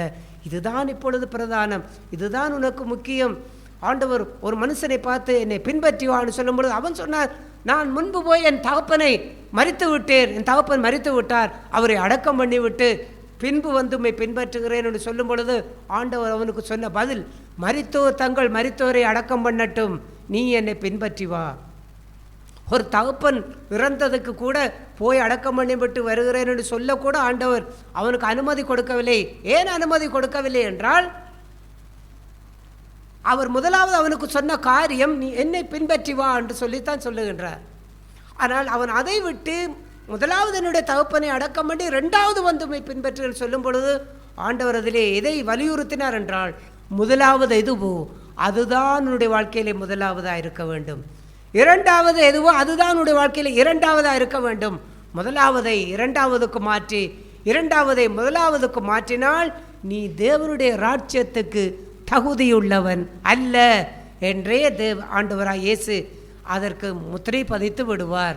ஆகையால் அதற்கே அவ்வாறு ஆண்டவர் சொன்னார். இந்த பூமிக்குரிய வாழ்க்கைக்கு அவர் சொல்ல முடியும், யாராவது தகப்பன் இறந்தால் போய் அடக்கம் பண்ணாமல் இருப்பார்கள். அவன் எங்கிருந்தாலும் வெளிநாட்டில் இருந்தாலும் அவன் அங்கே எத்தனை காசை செலவழித்து வருகின்றான், தன்னுடைய தகப்பனை அடக்கம் பண்ண பார்ப்பதற்கு வருகின்றான். எவ்வளவு வேலைகள் எவ்வளவு காரியம் இருந்தால் எல்லாவற்றையும் தூக்கி போட்டுவிட்டு தகப்பனை அடக்கம் பண்ண வருகின்றான். அந்த காரியத்திற்கே ஆண்டவர் சொன்னார், அவர்கள் அடக்கம் பண்ணட்டும், நீ என்னை பின்பற்றி வா என்று சொல்லக்கூடாத விஷயத்துக்கே ஆண்டவர் இவ்வாறு சொன்னார் என்றால், இது எல்லாம் அவருடைய பார்வைக்கு முன்பாக எப்படி இருக்கும்? எப்படி பார்ப்பார்? ஏன் சபைக்கு வரவில்லை? நான் அந்த கல்யாண வீட்டுக்கு போயிருந்தேன், நான் இன்றைக்கு என்னுடைய மகளுக்கு திருமண காரியத்துக்கு போயிருந்தேன், என்னுடைய அன்றைக்கு அந்த வைத்தியசாலைக்கு போயிருந்தேன், இல்லாவிட்டால் இங்கே எனக்கு பெரிய ஒரு வேலை ஸ்தலத்திலே முக்கியமான ஒரு வேலை அதற்காக போயிருந்தேன். இதையெல்லாம் ஆண்டவர் அங்கீகரிப்பாரா? இதையெல்லாம் பரலோகத்துக்குரிய பொக்கிஷமாய் அவர் ஏற்றுக்கொள்வாரா? ஏற்றுக்கொள்ளவே மாட்டார். ஏன்?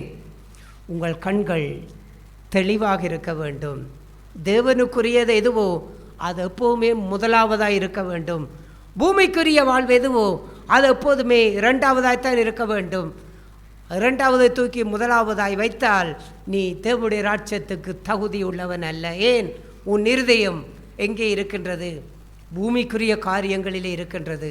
அதுதான் உனக்கு பொக்கிஷமாக இருக்கின்றது. அதைத்தான் நீ பாதுகாக்க விரும்புகின்றாய். தேவனுக்குரியவைகளை நீ பாதுகாக்க முடியவில்லை. எத்தனை சகோதர சகோதரிகள் தேவனுக்குரிய வாழ்விலே எவ்வளவு குறைவுபட்ட வாழ்வு, தேவனுடைய சமூகத்தை தேடுவது ஒரு குறைவு. அங்கே கர்த்தருடைய சந்நிதியிலே அவரை வந்து ஜெபிக்கின்ற வாழ்வோ, ஜெபக்கூட்டங்களோ, ஆராதனை காரியங்களோ, சபை காரியங்களோ, சகோதரர் காரியம் கூட்டங்களோ, எந்த காரியங்களிலும் இந்த கர்த்தருடைய சமூகத்தை நீங்கள் எதற்காக விடுகிறீர்கள்? யோசித்து பாருங்கள். எதற்காக விடுகிறீர்கள்? பூமிக்குரிய காரியம், இல்லாவிட்டால் உங்களுடைய சுயமான காரியம். என்னதான் வாழ்க்கையிலே நடந்தாலும் தேவன்தான் என்னுடைய பொக்கிஷம் என்று வாழுகின்ற மனுஷன் அவன் என்ன செய்வான்? எதை இழந்தும் கர்த்தருடைய சமூகத்தை தேடுவான். காரணம், அவனுடைய கண்கள் தெளிவாக இருக்கின்றது. அந்த கண் கெட்டு போய்விட்டால் அவனுக்கு எது முக்கியம்? என்னுடைய காரியம், என்னுடைய குடும்ப காரியம், உலக காரியம், அதுதான் முக்கியமாய் மாறுகின்ற வாழ்வு. ஏதோ 1-2 தடவை சந்தர்ப்பங்களிலே நாம் அவ்வாறு, சில சந்தர்ப்பங்களிலே அவ்வாறு ஒரு வேளை அவ்வாறு நடந்து கொள்ளலாம். ஆனால் வாழ்வே தொடர்ச்சியாக அப்படித்தான் நாம் வாழுகிறோம் என்றால் நம்முடைய பொக்கிஷம் எல்லாம் உலகத்துக்குரிய காரியங்களுக்குள்ளே இருக்கின்றது. கண் கட்டுதாக இருக்க கூடாது, தெளிவாக இருக்க வேண்டும். ஏவாள் ஆதாமுடைய கண்ணை அவன் தேவனுடைய பார்வையை குருடாக்கி தான் ஒரு பார்வையை அவளுக்கு கொடுத்து அந்த கண்ணை திறக்க வைத்து உலகத்தையும் தன்னையும் பார்க்க வைத்ததைப் போல நாம் மாறிவிடாதபடிக்கு கவனமாயிருங்கள், எச்சரிக்கையாயிருங்கள், விழிப்பாயிருங்கள். தேவன் நம்மோடு கூட இருந்தால்தான் அவருடைய ஆசீர்வாதங்களும் நம்மோடு கூட இருக்க முடியும். இந்த வாழ்க்கையிலே கர்த்தர் நம்மை வழிநடத்துவாராக, பாதுகாப்பாராக. ஆமென். கர்த்தருடைய வசனம் எப்பொழுதாக ஆண்டவர் காலை வேளையிலேயே பேசிய வார்த்தை என்னையும் இங்கே அதிகமாக உற்சாகப்படுத்தியது. இன்றைக்கு என்னுடைய கண் பேர்பட்டதாக இருக்கிறதுங்கிறதை காலை வேளையில் பரிசுத்த ஆவியானவர் உணர்த்தினார். ஏனென்றால் என்னுடைய ஜீவியத்தின் அந்த உண்மை வாழ்க்கையிலே நான் நிதானித்ததொன்று, என்னுடைய ஜெப வழிகளிலே நான் ஜெபம் பண்ணும்போது என்னுடைய கண்களை மூடி என்னுடைய மனக்கண்கள் திறக்கப்பட்டு அப்போது ஜெபம் பண்ணும்போது அந்த ஜெபத்திலே ஆண்டவருடைய அந்த வார்த்தைகள், கற்பனைகள், ஆண்டவருடைய அந்த சமூகம் அத்தனையும் என்னுடைய மனக்கண்களிலே அது தெளிவாய் தெரிந்திருக்கிறதை நான் உணர்ந்திருக்கிறேன். எப்போது அந்த கண் திறக்கிறேனோ அப்போது என்னுடைய அந்த ஜெபம், அந்த ஜெபத்தினுடைய வார்த்தைகள், அந்த ஜெபத்தினுடைய சிந்தைகள் யாவும் சிதறப்பட்டு அந்த ஜெபம் அலைக்கழிக்கப்படுகிற ஒரு ஜெபமாக இருந்ததை என்னுடைய ஜீவியத்திலே நான் கண்டேன். இன்றைக்கு என்னுடைய மனக்கண்கள் திறந்து அது நிதானமாக தேவனை பார்க்கக்கூடிய அந்த ஜீவியத்தையே இந்த நாட்களில் நானும் வாஞ்சிக்கிறேன். பரிசுத்த ஆவியானவர் எனக்கு உதவியான நம்பிக்கை செய்கிறேன். அறிக்கையை காத்துக்கொள்ள தேவனாக சார். ஆவியானவர் இந்த காலைகளில் பேசின வார்த்தைக்காய் அதிகமாக நன்றி செலுத்துகிறேன். ஆவியானவர் காலைகளிலுமாய் எச்சரிப்புக்குள்ளாய் ஆவியானவர் வார்த்தை கொடுக்கும்போது என்னை குறித்தான காரியங்களையும் தேவனை கொண்டான காரியங்களையும் ஆராய்ந்து அறியும்படியாய் சகோதரனோடு பேசின இந்த வார்த்தை என்னை நானே நியாயந்தீர்த்து எனக்குள்ளாய் ஈவிக்கக்கூடிய காரியங்களை நானே அறியும்படியாய் என்னுடைய காரியங்களை தேவன் வெளிப்படுத்தினார்.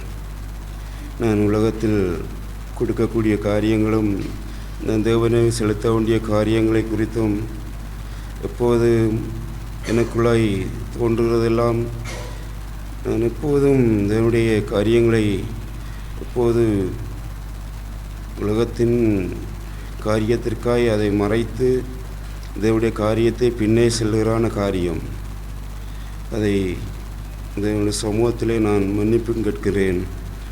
உண்மையாய் மனம் திரும்பி என்னுடைய காரியம் முழுவதும் இந்த பூமியிலே எனக்கு கொடுக்கான நாட்கள் என்னுடைய மாம்சத்துக்குரிய நாட்களாய் நான் என்னுடைய மாம்சத்தை நான் சரியாக பார்க்கவும் எனக்கு உண்டான குடும்பத்தை நான் பார்ப்பதற்குமே நாட்களை கூட்டித் தரவில்லை. தேவன் என்னை என்மேலும் எனக்குள்ளான குறைகளை இன்னும் சரி செய்து நான் மனம் திரும்பி தேவனுடைய சமூகத்தை மட்டும் நோக்கி இன்னும் கிட்டிச்சேரத்தக்கதாகவே நாட்களை கூட்டித்தருவார் என்பதையும் ஆவியார் இந்த மூலமாக பேசினார். இந்த எச்சரிப்பான நாட்களை, இந்த எச்சரிப்பான வார்த்தையும் தந்து தேவன் அவருடைய சமூகத்திலே மறுபடியுமாய் அவருடைய ஆர்வமாய் தேடி அவருடைய நாட்கள் வீணாக்காதபடி, தந்த நேரத்தை வீணாக்காதபடி அதை நான் கவனமாய் கனங்கொண்டு எந்த சூழ்நிலையிலும் நான் அவருக்கு கொடுக்க வேண்டிய நேரத்தை நான் கொடுத்து அவர் எனக்கு தந்தான நாட்களை நான் அதிகமாய் பயன்படுத்தி இந்த உலகத்தோடு நான் விட்டுவிடாதபடி தேவனுடைய சமூகத்தில் இன்னும் கிட்டி சேர்ந்து அவரோடு ஒன்றித்து அவருடைய பாதையிலே சரியான முறை நடக்கத்தக்கதாகவே ஆவியான நாட்களேமாய் தந்தை வார்த்தைக்காய் நன்றி செலுத்துகிறேன். அப்படியே நான் தொடர்ந்தும் அவருடைய சமூகத்திலே உண்மை உள்ளவனாக இருந்து எந்த சூழ்நிலையிலும் அவருக்குரியான காரியங்களை ஒருபோதுமே நான் பின்னோக்கி வைத்திடாதபடி தேவனுடைய சமூகத்தை முன்னோக்கி வைத்து தேவன் தந்தான நேரத்தை நாட்களையும் உண்மையாய் பிரயோஜனப்படுத்தி தேவனுக்கென்று வாழ ஆவியானவர் தாமே வருநாட்களில் உதவி செய்வார்னு சபையில் இருக்கிறது. ஆவியானவர் சபையிலே கொடுத்த வார்த்தை என்னையும் அதிகமாய் அது தொட்டது. என்னுடைய கண் சுத்தமுள்ளதாக இருந்தால் என் சரீரம் முழுவதும் அது சுத்தமுள்ளதாக இருக்கும். அந்த கண் அங்கே தேவனை நோக்கி பார்க்கிற கண்ணாய் இது இருக்க வேண்டும். சோறு பேசினது போல் இந்த பூமிக்குரிய காரியங்களிலே அது நாட்டம் கொண்டதாக இல்லாதபடிக்கு எதுவாக இருந்தாலும் தேவனுடைய சமூகத்திற்கு அது எந்த சூழ்நிலையிலும் முதலிடம் கொடுக்கிற அந்த வாழ்க்கை, அப்படியான அந்த கண்ணை உடைய ஒரு மனிதனாக நான் வாழவே நான் விரும்புகிறேன்.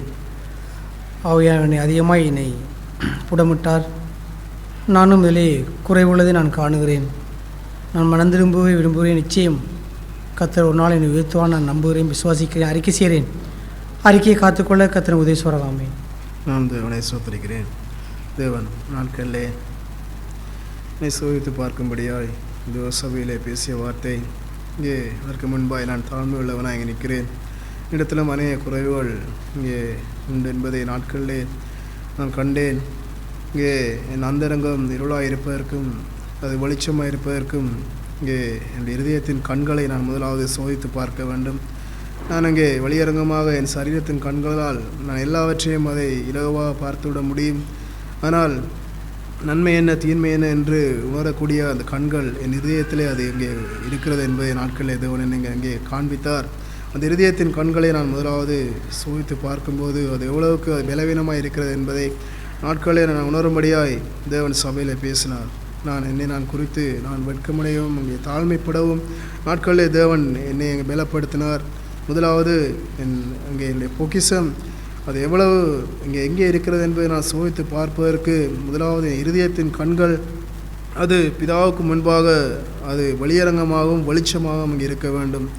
அப்பொழுது மட்டுமே என்னுடைய இங்கே சரீரத்தின் கண்கள் அது எவைகளை பார்க்கிறதோ அது நன்மை தீன்மையை உணரக்கூடியான அப்பேற்பட்ட ஒரு ஆவியிலே என் இருதயத்தின் கண்களை நான் முதலாவது இங்கே தூய்மைப்படுத்தி இங்கே எல்லாவற்றையும் நன்மையாகவே பார்க்கக்கூடியான அப்பேற்பட்ட ஒரு ஆவியோடு வர நாட்களில் இதை நடத்துவான் அறிக்கை செய்கிறேன். நான் கர்த்தருடைய பரிசுத்த நாமம் மையப்படுத பரிசுத்த ஆவியானவர் நாட்களிலே ஒரு சரீரத்தினுடைய இந்த விளக்கை குறித்தான காரியங்களை குறித்து அங்கே ஆண்டவர் இங்கே பேசினார்.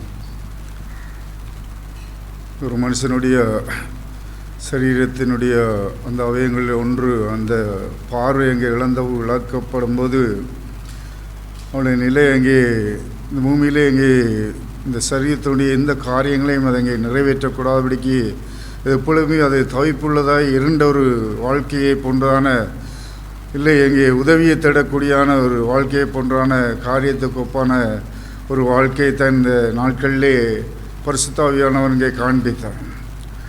இங்கே பேசிய போல உன் கண் வெளிச்சமாக இருந்தால் உன் சரீரம் முழுவதும், உன் கண் கெட்டதாக இருந்தால் உன் சரீரம் முழுவதும் இருளாக இருக்கும்.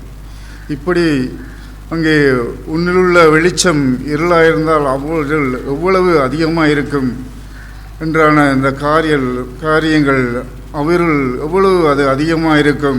இந்த சரீரத்தினுடைய நாட்களில் பேச ஒன்றான காரியங்களிலே அங்கே இந்த நன்மையான ருசியுள்ள கனியை அங்கே காண்பித்த அந்த சத்துருடைய அந்த ஆவியிலே அவன் காண்பிக்கும்போது இங்கே புசிக்கும் நாளில் உங்கள் கண்கள் அங்கே திறக்கப்படும் என்று சொன்ன அந்த மாம்சத்தின் கண்கள் அங்கே திறக்கப்பட்ட காரியங்கள் அங்கே தேவனுடைய சமூகத்தை காணாதபடிக்கு ஒழித்து கொண்ட காரியங்கள். இன்றைய நாட்களிலும் கர்த்தருடைய சமூகத்தில் தேவன் காண்பித்த காரியங்கள் குருடன் என்றான அங்கே ஆவிக்குரிய காரியங்களிலே ஆவிக்குரிய தேவனுடைய சமூகத்துக்கு முதலிடம் கொடுக்கக்கூடாத காரியங்களெல்லாம் அங்கே அது பின்தங்கி நிற்கக்கூடிய காரியங்கள் எல்லாம் அங்கே ஒரு இருதயத்தினுடைய வெளிச்சம் அது இருளடைந்து இருக்கக்கூடியான குருடனுக்கு ஒப்பான ஒரு காரியத்தை போன்றான ஒரு காரியத்தை தன் பரிசுத்த ஆவியானவர் பேசினார். குறைவுகளையும் அதிகமாக தேவன் வெளிப்படுத்தினார். தேவ சமூகத்திலே வரக்கூடிய நாட்களிலும் அப்பேற்பட்டான காரியங்கள் நீங்கி தேவடைய சமூகத்தில் உண்மையான வெளிச்சம் இருதயத்தை முழுவதும் அது வெளிச்சம் உதிக்க முடியாய் தேவடைய சமூகத்திலே அப்பேற்பட்டான அந்த வெளிச்சத்திலே தேவன் காண்பிக்கக்கூடியான அந்த கனிகளை நான் எப்பொழுதும் புசிக்கத்தக்காய் தேவடைய சமூகத்தில் தேவனோடு உலாகும்படியாய் அப்படிப்பட்ட அந்த உறவை கட்டியெழுப்ப பரிசுத்த உதவி சோழனை விசுவாசிக்கிறேன். நான் தேவன் சொல்லித்த வார்த்தைக்காய் தேவனை சோதரிக்கின்றேன். கடந்த நாட்களில் தேவன் அநேகமான காரியத்தை குறித்து தேவன் என்னிடத்தில் காண்பித்த நிலையெல்லாம் இப்பொழுது தேவன் பேசும் பொழுது யாருடைய கண் இருந்தது என்பதைத்தான் தேவன் கேள்வி கேட்ட நிலையெல்லாம் சாஸ்திரனுடைய கண்கள் காணப்பட்டதினால் அநேக சூழ்நிலைகளில் தேவன் அநேகமான காரியத்தை குறித்து அநேகமான ஒரு வெளிச்சத்தை கடந்த நாட்களில் தேவன் தந்தார். இதுதான் தேவனுடைய ஒரு சூழ்நிலைக்கு அகப்படும் பொழுது அது யாருடைய கண்ணாக அது காணப்பட்டிருந்தால் பிசாசுடைய கண்ணாக காணப்பட்டது. ஆனால் தேவன் அந்த காரியத்துக்கு பிற்பாடு அநேகமான ஒரு வெளிச்சத்தையும் இதுதான் கிறிஸ்தவ வாழ்க்கை என்பதையும் அநேகமான சூழ்நிலைகளில் தேவன் அந்த ஒரு வெளிச்சத்தை தந்தான தேவனை அதிகமாக சோதரிக்கின்றேன். தேவன் தந்தான அந்த வார்த்தையானது இந்த உலகத்தில் நான் வாழக்கூடியான ஒவ்வொரு வாழ்க்கையிலும் அது நடப்பிக்கத்தக்கான அந்த வாழ்விலே தேவன் தருகின்றான ஒவ்வொரு காரியமெல்லாம் தேவனுடைய வெளிச்சமானது ஒரு சூரியனை போல் அது நாலா பக்கமும் அது ஒளி வீசத்தக்கான அந்த வெளிச்சமானது நீண்ட தூர பயணமாய் நீண்ட தூர அது பார்வையாக தேவனுடைய வெளிச்சம் காணப்படுகிறது. அந்த பூமிக்குரியான அந்த வெளிச்சமானது ஒரு உப்பை போன்று அது கரைக்கும் பொழுது அது இல்லாமல் போகின்றான அந்த வாழ்க்கை அந்த உப்பு தூணாக போனான அந்த நிலையெல்லாம் ஒரு உப்பை தேவன் காண்பித்த நிலையெல்லாம் அது உப்பானது அந்த ஒரு சில நிமிடங்களில் அதை கரைந்து உலகத்தில் உள்ள வாழ்க்கையெல்லாம் ஒரு சில நிமிடங்களில் அதை கரைந்து போகக்கூடிய அந்த வாழ்க்கை. அதனால் தேவனுடைய அந்த வெளிச்சமானது சூரியனை போன்று நாலா பக்கமும் வீசக்கூடியான அந்த ஒளி அது பரவி செல்லக்கூடியான அந்த வாழ்க்கையெல்லாம் அது நீண்ட தூரமான ஒரு பயணத்தை தான் தேவன் இந்த காலவெளியிலே காண்பித்தார். நான் உலகத்தை சினைப்பனாக இருந்தால் பிசாசனுடைய கண்களை நான் உள்ளத்திலே ஏற்றுக்கொள்ளக்கூடியவனாக இருப்பேன். தேவனை சினையக்கூடிய அந்த வாழ்க்கையில் அந்த சூரியனுடைய வெளிச்சத்தைப் போல நாலா பக்கமும் என்னை நான் நிதானித்து அறிந்து வாழத்தக்கான அந்த வாழ்வு தான் அந்த தேவனுடைய அந்த வெளிச்சத்திலே நடத்தத்தக்கான அந்த வாழ்விலே தேவன் அந்த காரியத்தை குறித்து என்னிடத்தில் இடைப்பட்டார். நானும் அநேகமான ஒரு கண்கள் உள்ளவனாய் அது பிசாசனுடைய கண்கள் உள்ளவனாய் தான் நின்றபடியினால் அநேகமான காரியத்தை குறித்து ஒரு வெளிச்சம் இல்லாதவனாக இருந்தேன். ஆனால் தேவன் அநேகமான ஒரு காரியத்தின் சூழ்நிலை நிமித்தம் அவருடைய அந்த வெளிச்சத்தை குறித்து தேவன் என்னிடத்தில் இடைப்பட்டார். தேவனை அதிகமாக சோதரிக்கின்றேன். என்னுடைய வெளிச்சமானது அது நாலா பக்கமும் அது ஒளி வீசத்தக்கான அந்த வெளிச்சம் என்னுடைய கண்களில் அது தேவன் தர வேண்டுமென்று சொன்னால் என்னை நாளை நான் நிதானித்து அறிந்து வாழத்தக்கான அந்த வாழ்வு எனக்கு எப்பொழுது அது வருகின்றதோ அப்பொழுதே அந்த தேவனுடைய அந்த வெளிச்சத்தை நான் நோக்கி பார்க்கக்கூடிய அந்த மனுஷனாக நிற்க முடியும் என்பதை தான் தேவன் பேசினார். ஆனால் நான் உலகத்தை நோக்கி பார்க்கணும் அந்த உப்பானது எவ்வளவு அது கரைந்து போகக்கூடிய அந்த வாழ்வு என்னிடத்தில் அது ஏற்பட முடியும். அது தேவன் தந்தான அந்த காரியங்களை நான் அது உலகத்துக்காக அதை விட்டு கொடுப்பேனா இருந்தால் அது கரைந்து போகக்கூடிய அந்த வாழ்வு என்னிடத்தில் அது ஒன்றுமே இல்லாத அது மடிந்து போகக்கூடிய அந்த வாழ்வு என்ன நேரிடப்பட முன்பே தேவன் ஒரு வெளிச்சத்தை அடையும்படி தேவன் இந்த காலவெளியில் பேசினார். நான் என்னுடைய வாழ்க்கையிலே அநேகமான ஒரு வெளிச்சம் இல்லாதவனை தான் நின்றேன் என்பதை தான் தேவன் இந்த காலவெளியில் எனக்கு முடைப்பட்டார். அவருடைய வெளிச்சத்தை நான் வருகிற நாட்களிலே எதனாலும் ஞானித்து அறிந்து அதை சோதித்து பார்த்து அந்த வெளிச்சத்தை கண்டுகொண்டு அவருடைய பாதையில் நடத்த தேவனுடைய வெளிச்சத்தை தாங்குவதாக. கர்த்தருடைய பரிசுத்த ஸ்தோத்திரம். தேவன் காலை வேளையிலே பேசியான வார்த்தைக்காய் தேவன் அதிகமாக நன்றி செலுத்துகிறேன். இன்றைக்கு என்னுடைய கண்கள் அங்கே தெளிவானது ஒன்றாய் அங்கே வெளிச்சமுள்ள ஒன்றாய் அங்கே தேவனுக்குரிய பரத்துக்குரிய காரியங்களை அங்கே நோக்கி பார்க்கிறதான கண்ணாய் இன்றைக்கு என்னுடைய கண்கள் அங்கே எந்தளவாய் அங்கே இருக்கிறது என்றான அந்த காரியங்களை குறித்து என்னை நானே நான் சோதித்து பார்க்கும்படிக்கு தேவன் காலை வேளையில் இடைப்பட்டு பேசினான தேவனுடைய வார்த்தைக்காய் தேவன் அதிகமாக நன்றி செலுத்துகிறேன்.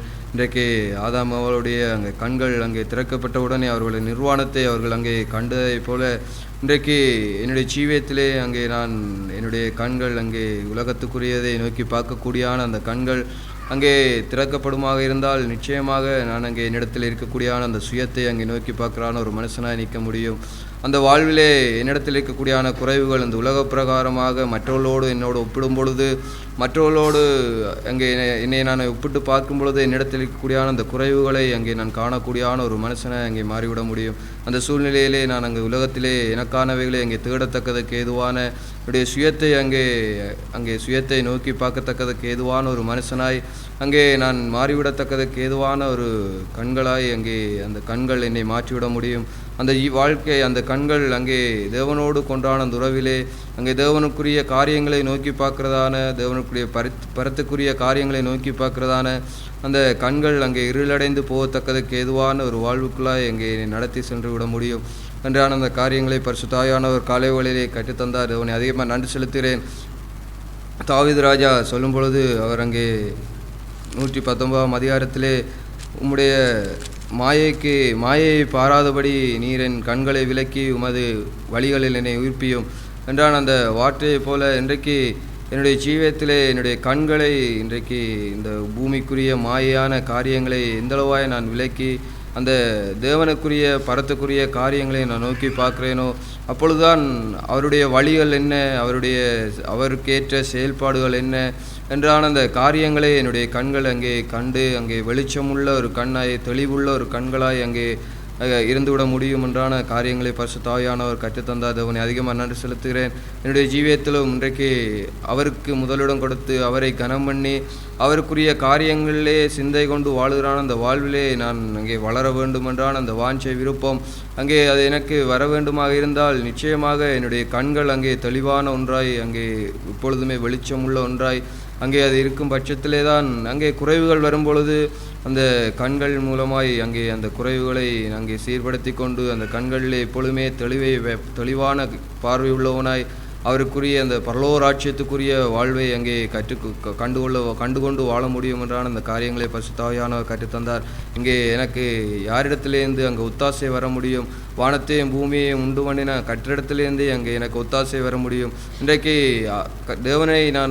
தேவனை நம்பி வாழுகிறான் அந்த வாழ்க்கைக்கு பதிலாக தேவன் சிருஷ்டித்தான் அந்த பூமியை என்னுடைய ஜீவியத்திலே அங்கே அதுதான் எனக்கு எல்லாவற்றிலும் அங்கே என்னை திருப்திப்படுத்த முடியும், அதுதான் என்னுடைய வாழ்க்கையிலே நிரந்தரமானது என்று நான் சிந்தித்து வாழுவேனாக இருந்தால் இன்றைக்கு தேவனை நான் இழந்து வாழுகிறான ஒரு மனுஷனாகத்தான் அங்கே மாறிவிட முடியும்.